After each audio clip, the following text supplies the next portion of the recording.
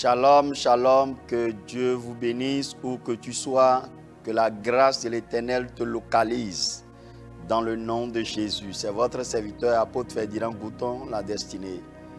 C'est l'heure de la méditation. Prions. Père glorieux, nous te disons merci. Merci pour la paix dans notre nation, le Bénin. Merci pour la paix dans les maisons. Merci pour la paix dans nos églises. Nous te soyons très reconnaissants. Seigneur, nous reconnaissons ta main puissante sur notre nation. Nous reconnaissons ta puissance. Nous reconnaissons ta divinité. Nous reconnaissons ta seigneurie. Nous reconnaissons que tu es le Dieu infiniment grand, redoutable. L'une n'est comparable à toi. Nous nous soumettons devant ton trône de grâce afin que ta grâce répande dans nos vies. Au nom puissant de Jésus-Christ de Nazareth. Au travers de cette émission, Seigneur, guéris quelqu'un, libère quelqu'un, restaure la vie de quelqu'un pour la gloire de ton nom. Au nom de Jésus. Amen. De glorieux peut sortir, de rien peut sortir quelque chose de glorieux. Pour notre méditation en ce jour, nous allons prendre le livre de Proverbes. On va l'ouvrir dans le chapitre 27, le verset 1er. Ne te vante pas du lendemain, car tu ne sais pas ce qu'un jour peut enfanter. Que Dieu bénisse sa parole, que la lumière jaillit au travers de cette parole pour ramener quelqu'un à l'ordre dans le nom de Jésus. Amen. Dans le livre de Proverbes, chapitre 27, c'est le verset 1er. Le sage est en train de nous déclarer quelque chose de très important. Et ce verset nous interpelle tous. Il dit, ne te vante pas de ce que demain sera. Ne te vante pas de ce que demain sera. Car tu ne sais pas encore ce qui va se passer aujourd'hui. Chers téléspectateurs, ne te vante pas de ce que demain sera. Le passé, c'est passé déjà. L'instant même ne t'appartient même pas parce que tu peux toutefois tomber tout de suite. Et demain a encore un mystère. Demain, c'est un mystère. Ce verset nous interpelle tous. En tant que leader, en tant que responsable, directeur, politicien, chef. Ce verset nous interpelle. Ne te vante pas de demain. Oui. Demain, le fort peut devenir faible. Demain, le puissant peut devenir rien. Demain, le roi peut devenir serviteur. Demain, le super peut devenir faible. Demain, celui qui est en forme peut devenir malade. Et c'est pour ça que la parole de Dieu dit de ne pas nous vanter pour demain. Parce qu'on ne sait pas ce que aujourd'hui nous réserve. Chers téléspectateurs, dans ce monde,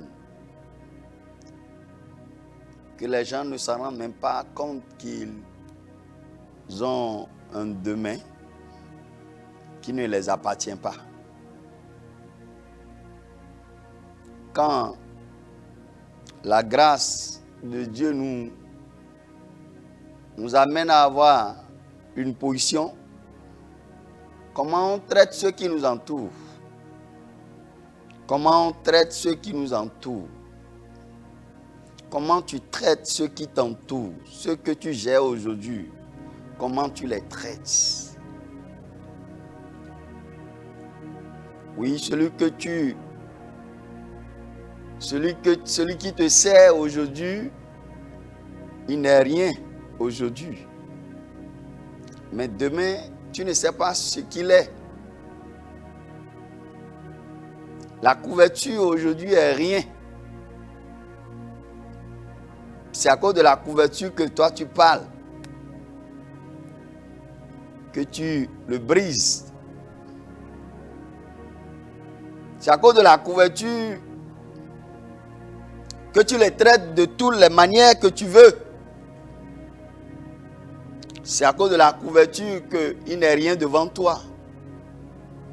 Mais tu dois faire très attention. Que les choses peuvent changer d'ici là. Et ce qui est dans la couverture peuvent sortir. Et tu serais étonné que ce qui est dans la couverture était glorieux. Plusieurs personnes ont banalisé les gens qu'ils dirigent. Plusieurs personnes ont méprisé la grâce qui est sur la personne qu'ils dirigent aujourd'hui. Mais demain, ils se voient rabaisser le dos au mur et c'est ceux derniers qui peuvent les aider. Et si ces choses se passent sur la terre, nous devons réfléchir et être humbles et traiter ceux qui nous sommes en train de gérer aujourd'hui comme des partenaires, comme des gens qu'on doit avoir besoin de demain. Parce que ce que demain nous réserve est un mystère. De rien peut sortir quelque chose de glorieux. Prenons l'exemple de Joseph. Joseph, dans la maison de Potiphar, c'est un esclave. Il n'a pas le droit. Dans la situation, Joseph n'a pas été jugé. Il a été jeté en prison. Joseph n'a pas été jugé parce qu'il n'a pas de moyens.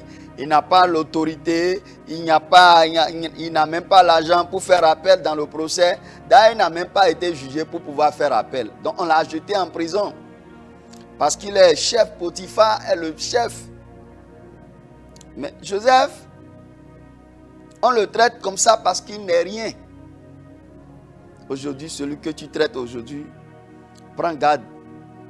Demain, tu peux avoir besoin de lui. Tu ne sais pas ce que demain peut enfanter. Les généraux sont devenus des prisonniers dans ma nation aujourd'hui. Les puissants hommes d'affaires sont devenus prisonniers aujourd'hui. Les gens que des milliers de personnes les attendent sont devenus rien aujourd'hui. Nous devons faire très attention par rapport à notre poste, par rapport à notre niveau, par rapport à là où Dieu nous a placés. Au moment que tu n'es pas mort, au moment que tu vis encore, il y a encore des épisodes. C'est pour ça que nous devons faire très attention. L'illusion d'une élévation éternelle, il n'y a pas une élévation qui est éternelle, frère. Tout peut basculer à tout moment. Tout peut basculer à tout moment. Et le rien qui te suit les chaussures aujourd'hui peut devenir le fabricant des chaussures. Le danger de la maltraitance est de méprisante. On maltraite les gens qui t'entourent, on les méprise parce qu'ils sont rien.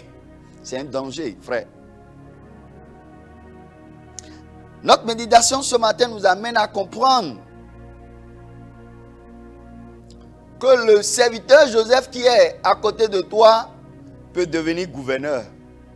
Et toi, le Potiphar et ta femme, vous ne pourrez rien faire, on ne parlera plus de vous.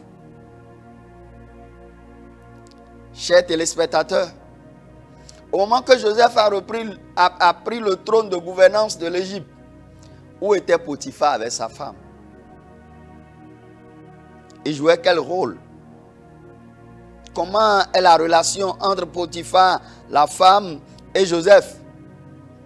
La Bible ne nous a pas relaté, mais on n'a plus parlé de Potiphar, on n'a plus parlé ni de sa femme. Ils sont rentrés dans l'oubli. Demain, tu peux rentrer dans l'oubli. Toi, aujourd'hui, le grand pasteur, c'est toi qui crois que tu réussis. C'est toi que tu crois que tu es déjà au sommet. Non, tu peux rentrer dans l'oubli demain.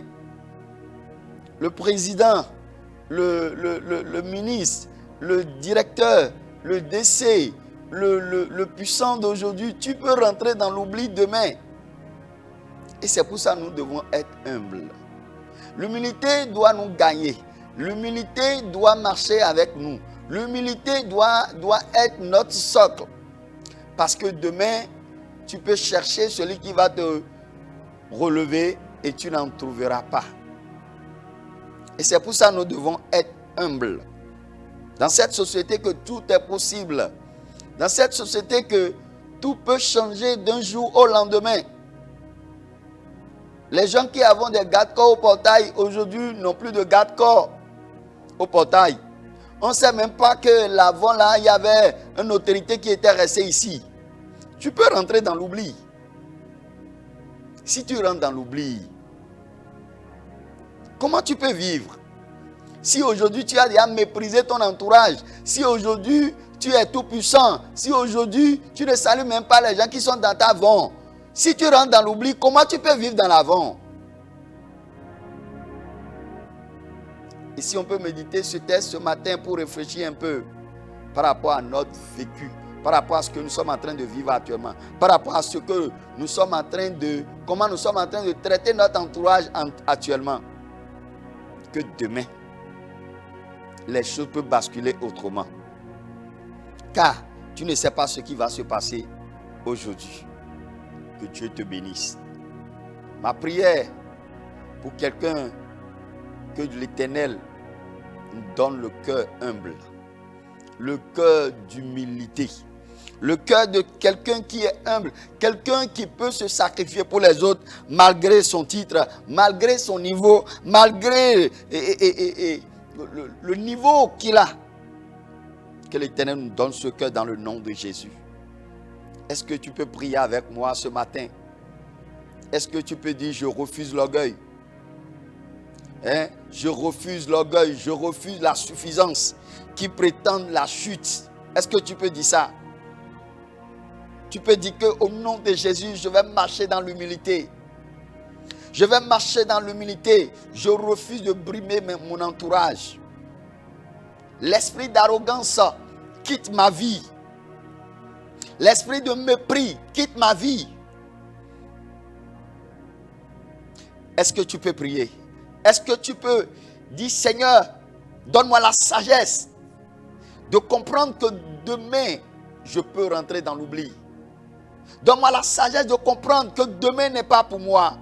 Donne-moi la sagesse de comprendre comment vivre pour ne pas être rejeté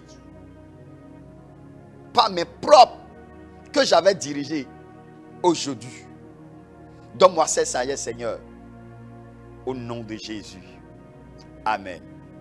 Je prie pour toi dans le nom de Jésus, que l'Éternel te donne le cœur humble, un cœur d'humilité, un cœur qui ne méprise pas ceux qu'on gère, un cœur qui ne méprise pas, un cœur qui se préoccupe des gens qu'on dirige, un cœur humble, un cœur, le cœur de Christ. Que l'Éternel nous donne ce cœur dans le nom de Jésus.